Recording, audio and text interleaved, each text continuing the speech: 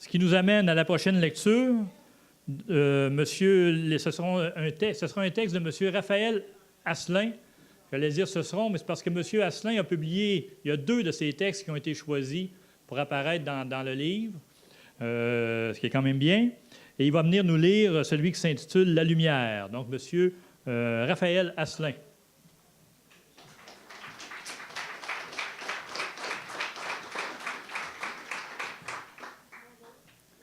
Salut. Je vais commencer par vous dire l'histoire que j'ai écrite. C'est un rêve que j'ai fait à répétition plusieurs fois pendant mon adolescence. Fait que je l'ai appelé La lumière. Je me réveille. Mes yeux sont toujours rivés au plafond. Je peux quand même ressentir une drôle d'ambiance.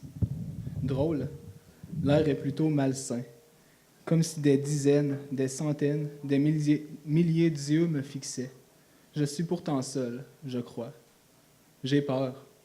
Je me dis que je devrais refermer les yeux et attendre de m'endormir de nouveau. Non, insensé.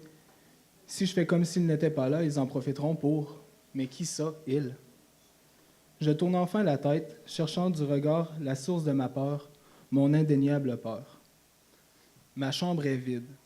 M'apercevant que je suis couché sur un mince matelas que je ne reconnais pas, je vois, dans le coin de ma chambre, une lampe. Je ne l'ai jamais vue de ma vie, celle-là. Elle est ancienne. Je le sais à l'allure de son pied. Ici, il y a elle, sa lumière, moi et cette ambiance détestable. Rien d'autre.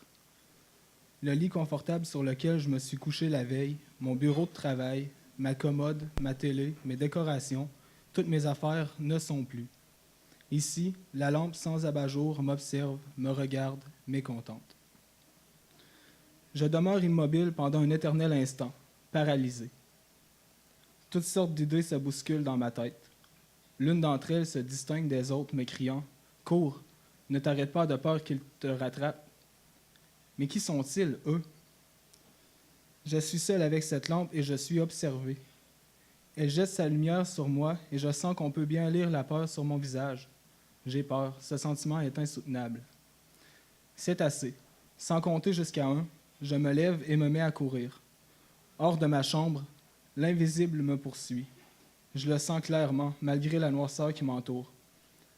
Rapidement, je devine les escaliers qui mènent au rez-de-chaussée et je les descends 2 à 2. La maison me semble vide. Elle est vide.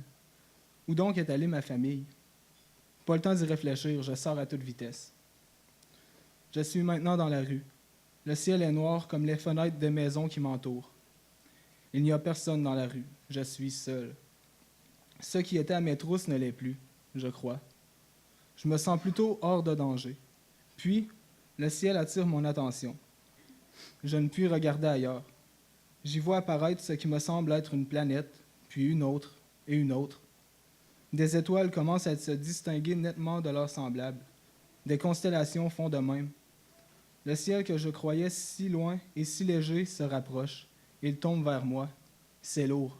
Je vais mourir. Tout devient noir. Ma famille a été enlevée et je suis resté.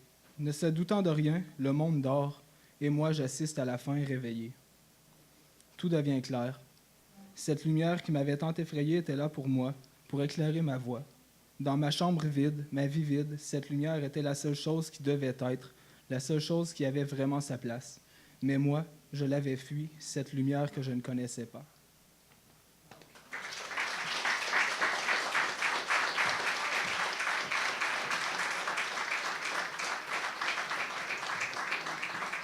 Merci, Raphaël.